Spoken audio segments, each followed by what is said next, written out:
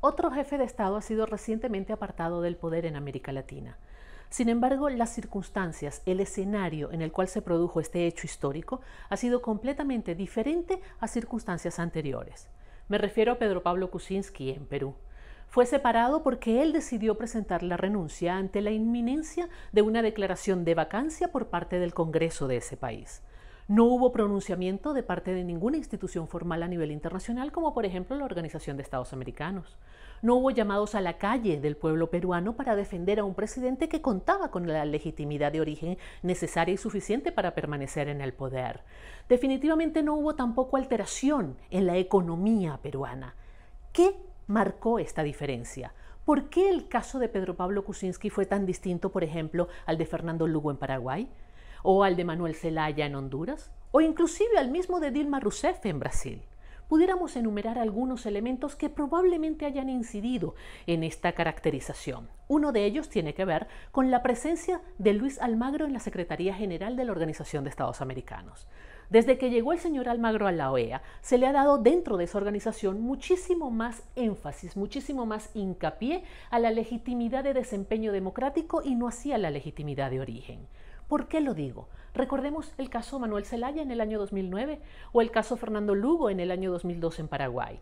En ambas oportunidades, la Organización de Estados Americanos se pronunció defendiendo la legitimidad de origen de esos dos jefes de Estado que habían sido depuestos también por mecanismos institucionales propios de sus respectivos países.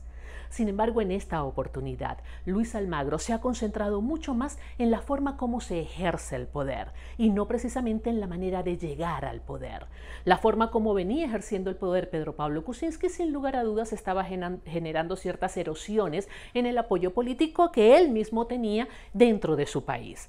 La adversidad manifiesta dentro del Congreso también fue un elemento importante, y qué decir también de la rivalidad entre los hermanos Fujimori, la principal fuerza política de oposición en ese país.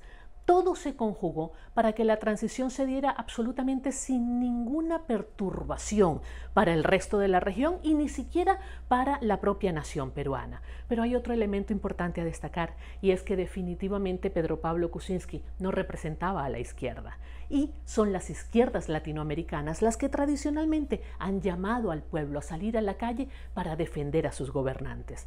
Hay una forma de ejercer el poder basándose en la ideología y convertir al poder en un elemento para la consolidación de la ideología, y hay otra percepción en la cual el poder es un instrumento para satisfacer las necesidades y robustecer las instituciones democráticas. ¿Se robustecieron las instituciones democráticas en Perú? ¿Se están robusteciendo las instituciones democráticas en América Latina? ¿Ha perdido fuerza la izquierda en nuestra región? ¿Qué es lo que está pasando? Un tema interesante para seguir analizando y seguir compartiendo con ustedes en otros espacios como este aquí en Hispano Post.